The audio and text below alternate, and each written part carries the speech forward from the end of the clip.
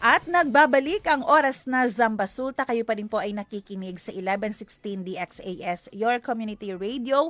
Muli ako po si Sara May Tulabing. Ang DXAS ay isa sa mga himpilan ng Far East Broadcasting Company at kasapi sa kapisanan ng mga broadcaster ng Pilipinas. Ang FEBC ay isang non-profit, non-commercial at donor-based radio station at dahil po sa katapatan ng ating Diyos at sa inyong partnership, tayo po ay nagpapatuloy sa paghahatid ng mabuting balita ni Kristo. Inaanyayahan po namin kayong maging bahagi ng ating radio ministry.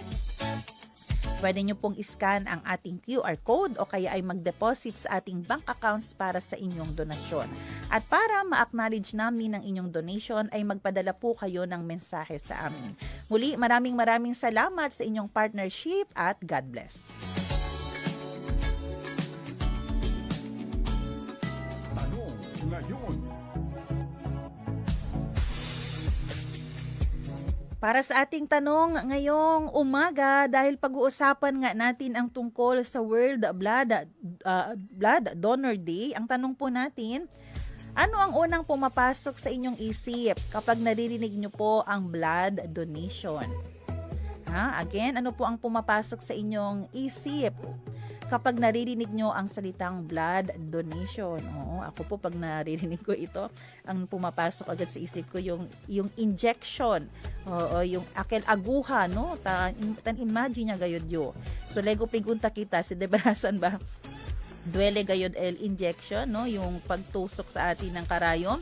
Oo, o mas duele gayod akil si Mordecai naton al sumbay. So, lego prikura si kita sabi para naman tayo ay makorek, no? Baka pala mali ang ating feeling.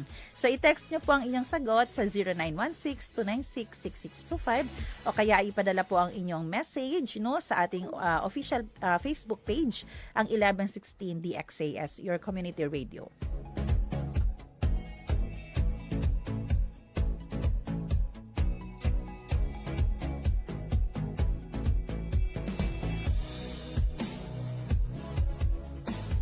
Sa Ley Informal, Prevenir enfermedad y saber el magacura. junto con el Zamboanga City Medical Center. Servicio con compasión.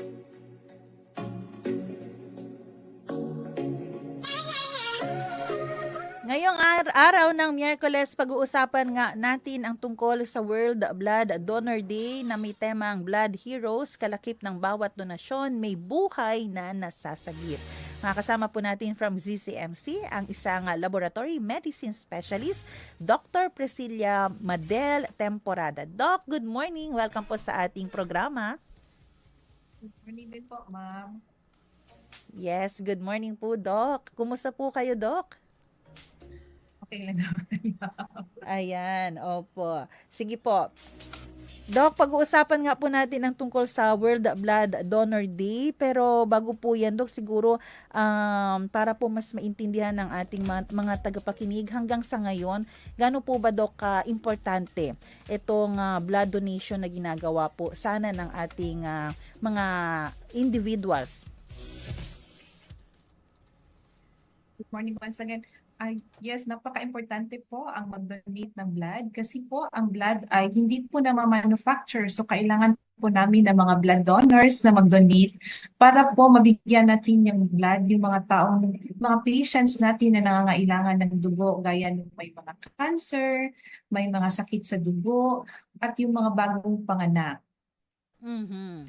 So dyan po ba, Doc, sa ZCMC, Doc, kumusta po ang ating supply ng dugo po? So far, tayo po ba ay namomroblema o sapat naman po so far ang ating mga dugo po dyan, ang supply po natin? Actually, as of now, sapat po ang dugo natin, pero may mga times po tayo na tinatawag na lean months na kung saan konti lang po ang nakukuha nating blood supply from our donors. Kaya po may mga times sa CCMC na wala tayong enough na blood supply po. At yung mga talagang yung mga pasyente na talagang nangangailangan ng dugo from time to time, Doc, yung mga nabanggit natin kanina, yung mga cancer patient po ba, Doc, no? Opo, mga cancer patients, mga nangangailangan ng yung sa dialysis, na yung may mga kidney failures na mga kailangan din sila ng blood Mhm. transfusion. Mhm. Usually, Dok, itong mga nangailangan, Dok, ano itong mga kabataan po ba ito na mga cancer patients o kahit anong edad lang po, no? Kahit anong edad po, pero sa dialysis po, pabata na po ang nangailangan. Para may ano po ba tayo, Dok? May data po ba tayo like sa isang araw? Ilang cc po ba ang kinakailangan natin na dugo? Ilang pasyente ba ang nangangailangan ng dugo? Sa isang araw po, usually nagre-release po kami sa blood bank at least mga 40 to 60 units per day. Units po ang tawag natin, hindi cc po. Okay, okay. Thank you po sa Or correction. bag, no? 40 to 60 bags per day. So, ito po, Dok, paano po kayo nagkakaroon ng sapat na supply? May nagdo-donate po ba dyan sa inyo? O ito po ay nanggagaling din sa Philippine Red Cross po ng Zamboanga? Sa ngayon po, ang CCMC ay may mga partner organizations at may mga stakeholders po kami kung saan po nagkakandak po kami ng regular bloodletting po sa mga partners natin. So may mga times din na kapag hindi enough ang blood supply natin, so humingi din kami ng tulong sa Red Cross bilang regional blood center natin. Pero may mga pagkakataon din po ba, Dok, na pwedeng diretsong mag-donate ng dugo ang isang tao dyan sa inyong ospital, sa inyong laboratory? Yes po, ini-encourage po talaga namin ang mga walk-in voluntary donors dito po sa CCMC. Welcome po kayo dito at actually mabilis lang po ang proseso ng pag-donate ng blood. So, andito lang po kami at we will help you and assist you po. Ano po ba, Dok, yung mga kinakailangan na proseso na gawin ng isang tao para siya po ay makapag-donate? Dito po sa CCMC, unang-una po, nagre-require po kami ng valid na government ID. Tapos po, ang donor po ay dapat po healthy po, nakatulog po at least 8 hours, no? At wala pong ongoing na sakit or infection. Dok, kung halimbawa po may na-admit dyan na pasyente at mangailangan siya ng dugo, yung supply po ba ninyo ang siyang magpo-provide o nire-require po natin na maghanap ng dugo yung watcher o yung pamilya po? Sa ngayon po, may ample supply po kami. So, kami po mismo nagbibigay ng dugo sa pasyente namin. So, para po hindi rin po kayo mawalan ng dugo dyan ng supply, so yun na po yun, nagkakandak po kayo ng mga bloodletting activity, pwedeng mag-accept ng donation or sa PRC po, no? Opo. Actually, in a month, may mga 8 to 12 bloodlettings kami in a month. And then yun, ini-encourage namin yung mga walk-in donors. At kung halimbawa wala na talagang supply, humingi kami ng tulong sa Red Cross. Yung mga walk-in donors po natin, Dok, may kailangan po ba silang i-prepare na amount of money po para sila ay makapag-donate? Wala po ma'am, libre po ang mag-donate. Kailangan lang po healthy sila pagdating dyan. Opo, healthy at may ID po sila, government ID po. Sige po, dito po tayo, Dok, mapunta, Dok, no, para mas maintindihan po natin. May mga different blood components po ba tayong tinatawag? At paano po ito ginagamit para i-treat ang patient, Dok? Yes po, ang pinaka-common po na mga blood components na ginagamit natin ay yung mga PAC-RBC. Yun po yung mga pasyente na may mga anemia, no? May ano din po tayo, platelet concentrate. Yun yung pinaka-common natin na binibigay sa mga pasyente yung nagkaroon ng dengue. At yung mga fresh frozen plasma, yun po yung mga binibigay natin sa mga pasyente natin na may mga blood disorders. Gano'n rin po ba, Dok, ka-importante na magkaroon po tayo ng different blood types na available po dyan sa ating CCMC laboratory?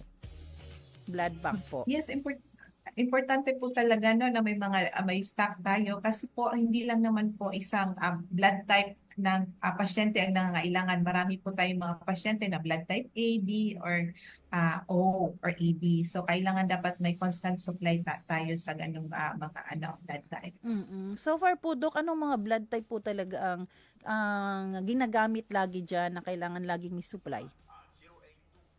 Actually po, ma'am, lahat po, kasi madami tayong patient, so lahat pong blood type ang kailangan po natin dito sa pasyente natin. Mhm. Nagagamit po siya lahat. Mm-mm. Less likely po ang wastage natin dito sa CCMC kasi in need po talaga tayo ng blood. Dati po kasi naririnig namin, rare masyado ang nagdo-donate ng AB. So, kahit ngayon type O, type B, kailangan po talaga, no? Opo. Actually din po, may tawag din po kami na flavor of the month na may mga months na mas in demand ang type A, may mga months na in demand ang type O. So talagang hindi natin alam kung basta ang ano namin ma'am is dapat may supply kami for any blood type po. Ano po yung dahilan bakit minsan may mga flavor of the month po tayong tinatawag? Kung minsan po, ang nakikita namin is less yung, halimbawa, nangangailangan tayo ng blood type B, so less yung mga donors natin na blood type B ang nagdo-donate. Kaya siguro po, nagkakaroon tayo ng shortage ng ganon. Ito po, Doc, no, ano po ba din po, Doc, yung benefits kapag yung isang individual ay nagdo-donate po ng dugo? Ang number one talagang benefit is nakakatulong ka sa kapwa mo, no? In every one blood unit na one bag, no, na do-donate mo, 3 tao ang nasa-save mo, no? Second po ay nagkakaroon ka ng regular na health check-up kasi na during bago tayo mag-donate, no, nag-health screening, so nalalaman natin kung may high blood ka ba, anemic ka ba. Tapos third po is nagkakaroon po tayo ng rejuvenation sa body natin kasi nagdo-donate tayo ng blood so na-change ng bagong blood ang body natin. How about po do kung talagang anemic siya, kaya high blood, hindi na po ba siya pwedeng mag-donate? Pag anemic po, most of the time, ang anemic po ay, ang cause po nun ay iron deficiency anemia. So, everyday din nagpa-fluctuate ang ating hemoglobin. So, temporarily lang siya ma-deferred pero ina-advise natin na magkain ng mga healthy vegetable, yung mga green leafy vegetables at mga protein. So usually na magiging okay naman yung hemoglobin nila. Sa mga hypertensive po, ina-allow din po namin silang mag-donate as long as may maintenance sila at controlled ang BP nila. Pero dapat on that day wala po silang problem, no, sa kanilang dugo para makapag-donate unless uuwi muna. Opo. Yes, temporarily deferred lang sila. Okay. Diyan po ba, Doc, may age limit po ba sa ZCMC kung sino pwedeng mag-donate, sino pwedeng hindi muna mag-donate? According po sa manual natin sa DOH, no, ang pwede pong mag-donate ay from 16 years old hanggang 65 years old. So yung mga 16 years old or 18 years old and below, kailangan po ng consent from the legal representative or yung parents nila. So yung 18 above, okay na po. Makapag-decide sila mag-donate. 16 years old, 18 above, pwede na po. Opo, pwede na Basta po. ang 16 below 18, kailangan ng consent. Marami po ba tayong nagdo-donate din dyan na senior, Doc? So as of now, sa mga walk-in donors sa senior, less likely po. Pero sa mga bloodlettings, meron tayong mga senior na yung talagang mga regular donors na nagdo-donate po. Madami-dami naman sila. Ayan. Okay. Doc, eto po, no, kanina na pag-usapan natin ano yung benefits sa isang tao kapag siya nagdo-donate. Pero meron din po ba talaga na hindi siya pwedeng mag-donate? Sino-sino po ito? Yung mga talagang masasabi natin, pasensya ka na, hindi ka talaga pwedeng mag-donate kahit gustuhin mo. Meron po, ma'am, most of the time, yun po yung mga pasyente natin na may history of cancer or any blood disorder. So, permanently deferred. Meron din po tayo yung mga pasyente natin na nag-reactive, no, sa 5 na blood-borne diseases. So, hindi din po natin sila ina-allow mag-donate. For example, nag-reactive po siya sa HIV or Hep B, permanently deferred po yun sila. So far, yun lang naman po ang hindi pwedeng makapag-donate. Konti lang naman actually ang hindi pwedeng mag-donate. So yung mga like may cardio problem, Doc, pag okay naman kung kaya, pwede po? Yung may mga cardiac problem, pinapa-evaluate muna natin sa cardio nila kasi may mga instances na ina-allow sila like kung halimbawa may mga MVP sila or yung mitral valve Yes po. prolapse, kapag mild lang naman, ina-allow sila na mag-donate. Okay, may mga valve problem po. Sige po, Doc. Eto po, Doc. Pwede nyo rin po ba kami dalhin, Doc? No? Baka kasi may mga listeners tayo ngayon na gusto mag-walk-in. Paano po yung screening procedure, Doc? Tsaka yung tanong, Doc, talagang masakit ba? Di ba yun yung minsan ang fear nila yung karayom, malaki daw, mahihilo sila, baka doon pa lang sa karayom, mahimatay na. Paano po ba yung procedure din, Doc? Actually, pagpasok niyo po dito sa amin sa CCMC, no, binibigyan po namin kayo ng questionnaire, donor history questionnaire. Dapat po ina-answer yun ng donor mismo. So, dun pa lang sa questionnaire natin, no, nalalaman na natin baka hindi pwede ang donor mag-donate or temporarily muna siya kasi parang history taking lang yon. So pagkatapos nilang ma-answer yung questionnaire, so papasok sila at nagkakaroon na tayo ng health screening. So chine-check yung blood pressure nila, yung vital signs nila, no, yung heart rate nila, ang weight nila, tapos chine-check din natin ang hemoglobin at ang blood type ng pasyente. So kung for example anemic siya, so hindi siya mag-proceed mag-donate. Pero kung okay naman ang hemoglobin level niya, so ina-allow natin. Tapos gumagawa tayo ng PE, no? Complete PE sa pasyente, tinitingnan natin kung wala ba siyang mga murmur or wala bang mga harsh breath sounds sa lungs niya. So kung pag okay siya doon, so pinapapasok natin sila sa blood donation room natin kung saan ilalog in yung mga personal data nila sa web list natin pagkatapos nagbibigay tayo ng blood bag sa kanila. So pag may blood bags na sila, so pinapaupo na sila sa bleeding chair, tapos doon na mag-start na tayo sa procedure. Yung procedure actually 3 to 5 minutes lang siya, no, mabilis lang talaga ang procedure. Kung makikita nila, no, yung blood bag may malaki talagang needle, gauge 16 yon. Kasi kailangan ng malaking needle para hindi mag-hemolyze yung dugo, no, pag mag-collect tayo. Yung sa masakit naman, ma'am, most of the time, no, ang masakit ay yung mag-check ng hemoglobin level mo kasi piniprick man yung fingers natin. So, yun yung masakit. Pero during na sa blood extraction, no, hindi naman siya masyadong masakit. Pagkatapos nun, after 3 to 5 minutes, no, na puno na natin yung blood bag, tinatanggal na natin, tapos ina-allow natin ang donor ng breast. Tapos nagtatanong din tayo kung okay lang ba siya, nahihilo ba siya, at nasusuka, yun yung pinaka-common. So most of the time, yung mga donor na healthy, wala naman silang nararamdaman. Tapos common po, no, halimbawa yung mga first-time donors, talagang nakaka-experience sila ng panghihilo or nasusuka sila. So yun, nababawasan natin yan kapag pupunta kayo dito, nabusog kayo, well-hydrated, meaning nakainom ng maraming tubig at nakapagpahinga ng maayos. Yun po.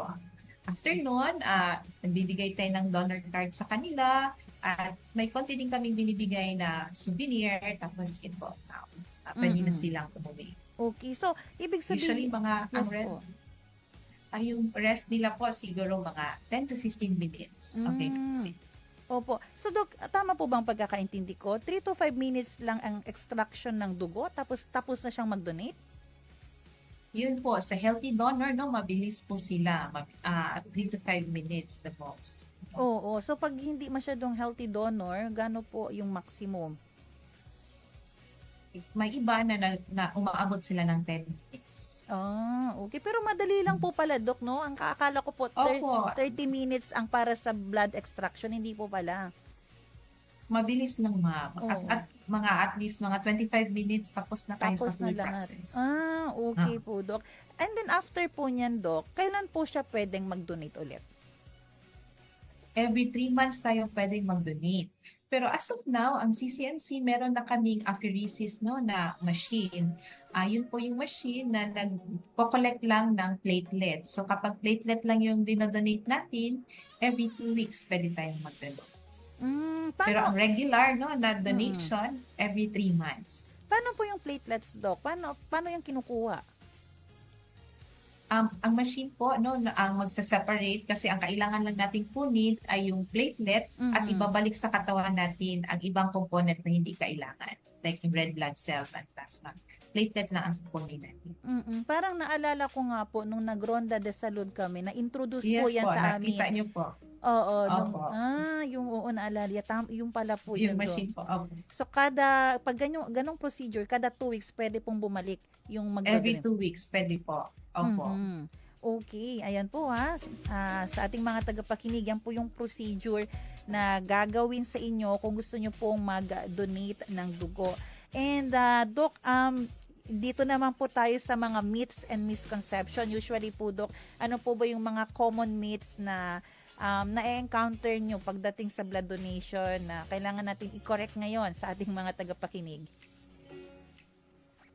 So far, ang pinaka-common naman sa kanila ay yung pag may ubo at sipon, okay lang daw mag-donate. Actually, pinagpipilitan niya ng mga donors na parang wala naman ang sipon ko or 2 days lang naman ang sipon ko.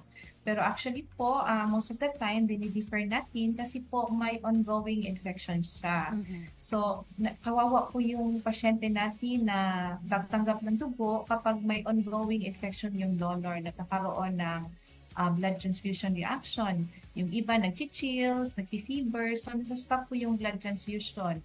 Kaya nasasayang po yung dugo. Kaya yung iba, temporarily lang dinidefer natin kapag may ubo sipon. Or yung sabi lang, okay lang naman, hindi naman masyadong, hindi, nawawala na yung sipon yun. Eto po, Doc. Sabi dito, baka mahawa ako ng sakit kapag nag-donate ng dugo. Paano po ito? Totoo po ba ito, Doc? Dito po sa CCMC, very strict po ang screening natin. So, and very sensitive po ang mga machine natin. So, ang machine naman po ay nagtetest po ng 5 bloodborne diseases na yun pong HIV, Hep B, Hep C, malaria, and syphilis. So, less likely po tayo mahawa ng ganong disease or ng ganong entity kasi po very strict po ang testing natin dito sa blood bank ng CCMC. How about po ito? Kaunti lang ang dugo ko kaya hindi ako pwedeng mag-donate. May ganyan po ba, Doc? Kaunti lang ang dugo ng isang tao, yung isa marami? Ang normal, ang regular sa isang 50 kilo na tao, at least may 6 liters of blood po tayo sa katawan. So siguro yung iba na mga less than 50 kilos, hindi natin ina-allow sila mag-donate, hindi dahil konti lang ang dugo nila, kundi most of the time, marami sa kanila mga anemic or mababa ang hemoglobin. At baka, yun na nga, maliliit sila, so malaki ang chance na magkakaroon sila ng side effect, like nahihilo sila or nagsusuka after mag-donate. Kaya hindi natin sila ina-allow. Pero same lang naman po. At least may every average na tao, meron tayong 6 liters of blood. Eto po, Doc, kapag may tattoo daw, hindi na pwedeng mag-donate. Kailanman? According po sa manual natin sa DOH, pwede po mag-donate yung may mga tattoo or any body piercing after a year po na last din yun na nagpa-pierce or nagpa-tattoo. So, dapat 1 year after nung nagpa-tattoo, doon ka lang Opo. pwedeng mag-donate po, kahit yung mga nagpi-piercing po, Doc. Yes po. Eto po, kapag nag-donate daw ng dugo, pwedeng tumaba, pwedeng pumayat. Hindi naman po. Depende po talaga sa body structure natin, nakukuha naman natin yan sa genes natin to, sa katawan natin to. May lahi kayong ganun talaga ang body structure. Pero hindi po nagpa-cause ng ganun. Actually, nagkakaroon pa ng rejuvenation sa katawan mo. Actually, nagiging young looking ka kapag lagi kang nagdo-donate. Eto daw po, Doc, nakakapanghina ng matagal ang pag-donate ng dugo. Parang the more ba nagdo-donate, mas ina-expect natin maghina, pero sa explanation kanina, Doc, hindi po, no? Hindi po, ma'am. Kaya nga po, before tayo mag-donate, dapat nakatulog tayo ng at least 8 hours, kumain at well-hydrated. Kasi yun siguro yung feeling nila after mag-donate, nanghina sila. dahil hindi tayo nakapag-prepare ng maayos. Pero kung nagpe-prepare tayo, marami tayong mga galloners na hindi naman nagrereklamo na gano'n. Actually, nag-encourage pa sila na mag-donate. Depende po yan sa preparation bago nag-donation. Ito po, last po, Doc. Can blood donation affect a person's immune system? Wala naman pong effect sa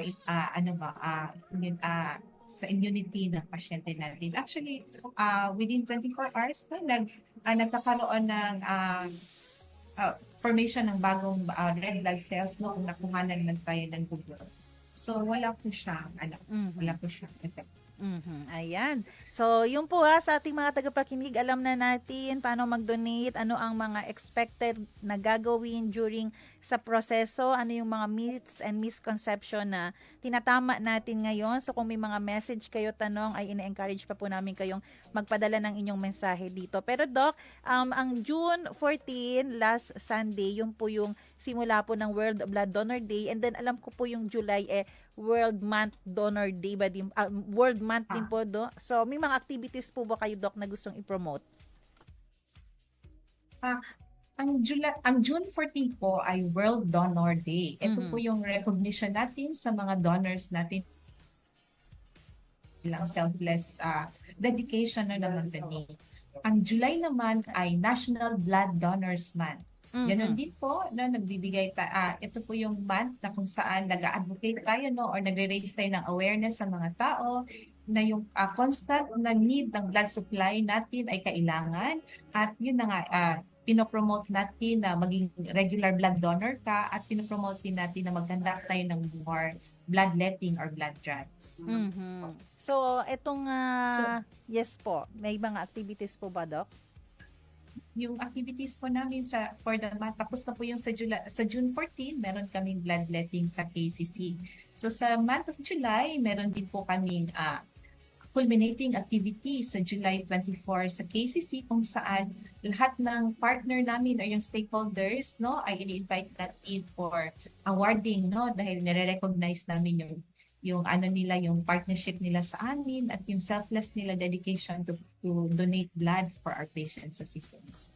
Ito po ba ay activity lang po ng CCMC, yung awarding, o kasama rin po dito yung sa Philippine Red Cross? Ito po activity ng CCMC. Meron po ang Red Cross silang own din na activity. Okay. O, same po kasi sa July po. No? July po siguro talaga yung recognition. Yung... Opo. Opo. Okay. So sige po, Doc, sa ating pagtatapos po, ano po ang inyong mensahe sa ating mga tagapakinig, lalo na po yung tema natin ngayon, Doc, nagpapaalala sa atin na talagang ang pagdodonate ng dugo ay nakakasagip ng buhay. Kanina po sabi nyo, Doc, 3 buhay pa lang pwedeng masagip ng isang tao sa one-time pagdodonate niya. Ano po yung message nyo po? Ini-invite ko po yung mga young and unhealthy population. Gaya nga po ang sabi ko kanina, hindi po natin na ma-manufacture ang blood. So kailangan po talaga natin ng mga blood donors na mag-donate po ng blood para sa mga pasyente natin na nangangailangan ng blood.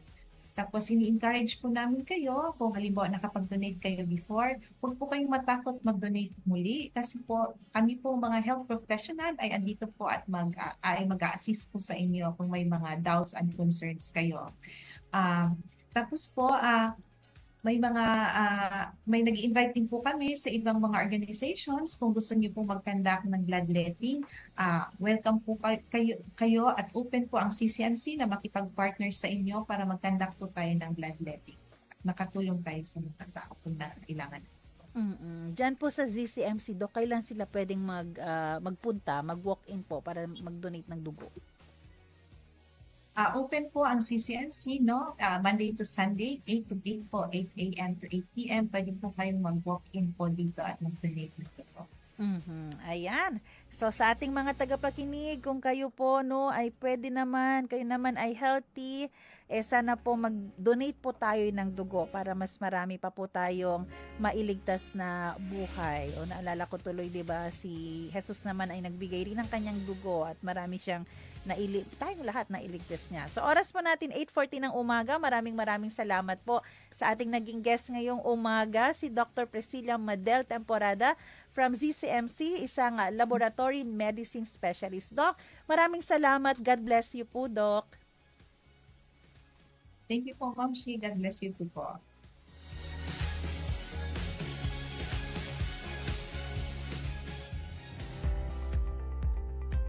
Pag-isipan natin.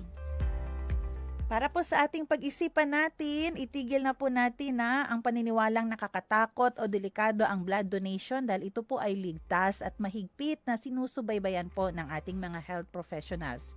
At simulan po natin maging magbahagi ng tamang impormasyon tungkol po sa blood donation para mas marami pang mahikayat na maging blood donors at makapagligtas ng buhay. At syempre, what to keep, ipagpatuloy po natin ang voluntaryong pagdodonate ng dugo dahil bawat donasyon ay nagbibigay ng pag-asa at pagkakataong mabuhay sa mga nangangailangan.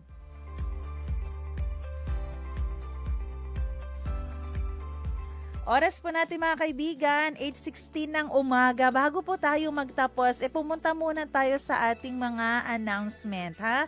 Ayan, announcement mula po sa ating paboritong Zamselco.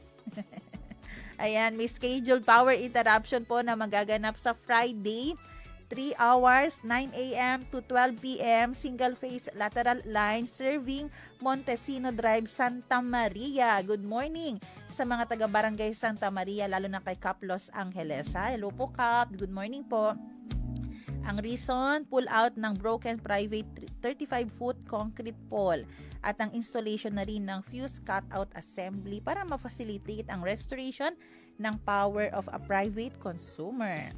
June 18, bukas po Thursday, 7 hours, 9:30 a.m. to 4:30 p.m. Wala pong kuryente sa single phase lateral line serving Santo Niño, Ayala. Good morning sa ating mga listeners dyan sa Barangay Ayala. Ang dami pong dahilan bakit kailangan may 7 hours brownout. Construction ng CV Primary Assembly, MB9, M51, saddle ng proposed topping pole at marami pang iba. So, kailangan po natin maghanda bukas, June 18, ha? So, oras natin, 8:17 ng umaga, tayo po ay manalangin.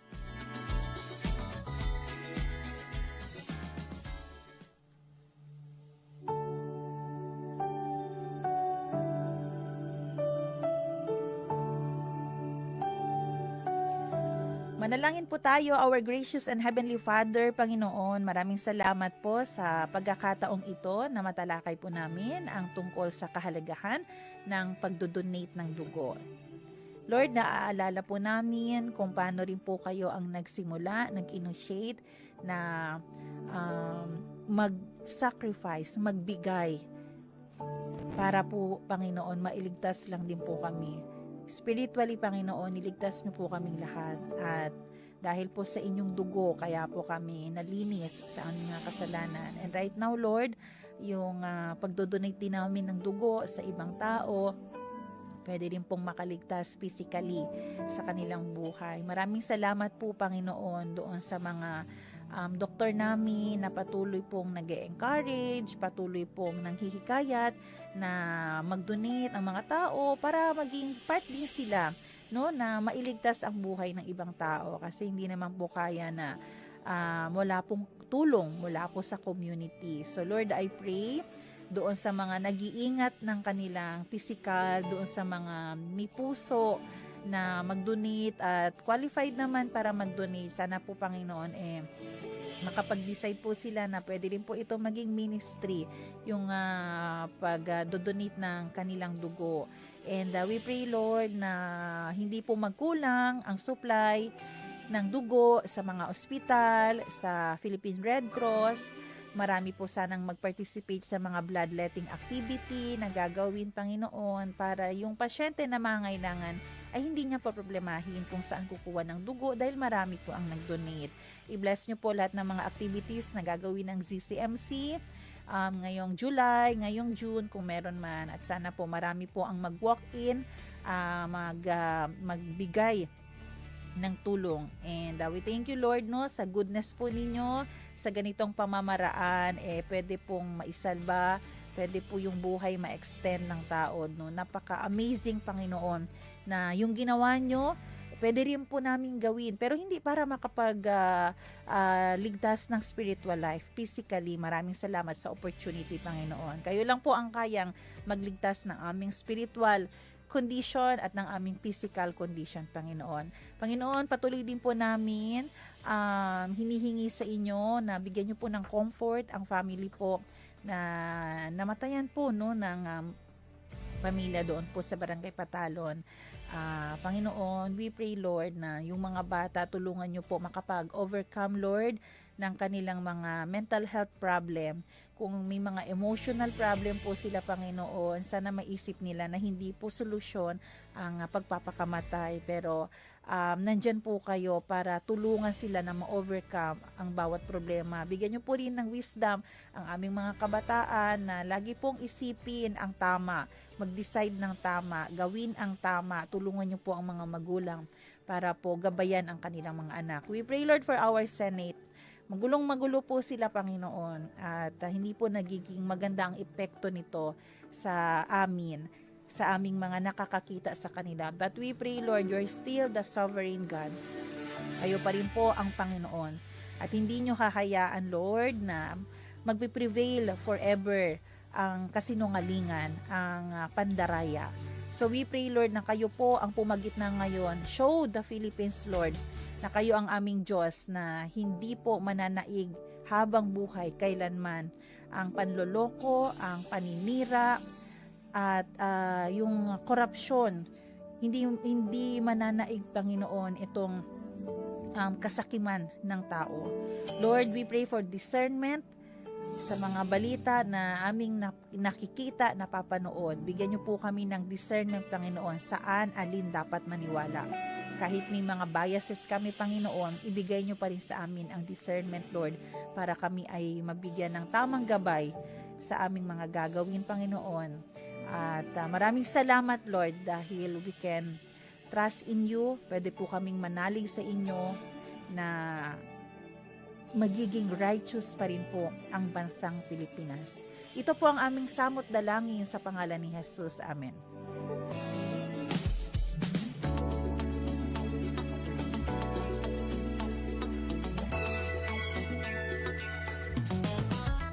Time check, 8:22 ng umaga. Maraming salamat po sa lahat ng ating mga tagapakinig na sumama sa ating programang Oras na Zambasulta ngayong araw ng Miyerkules. Maraming salamat sa ating mga Facebook viewers, radio listeners. Maraming salamat sa ating technician, si Kuya Romel Paulino. Siyempre, abangan nyo po ang susunod na programang Serbisyong OFW, Family Matters at Radyo Sinkauman.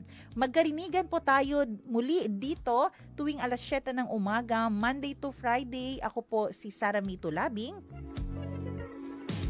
Nagpapaalalang posible ang pagbangon at pagbabago, tayo ay maging bahagi ng solusyon ngayon. Sama-sama tayong umaksyon dahil oras na Zambasuta. Inyong napakinggan ang programang Oras na Zambasulta. Para sa mga komento, mensahe o suhestyon, tumawag o mag-text sa 0916-296-6625 o sa 0998-844-1410.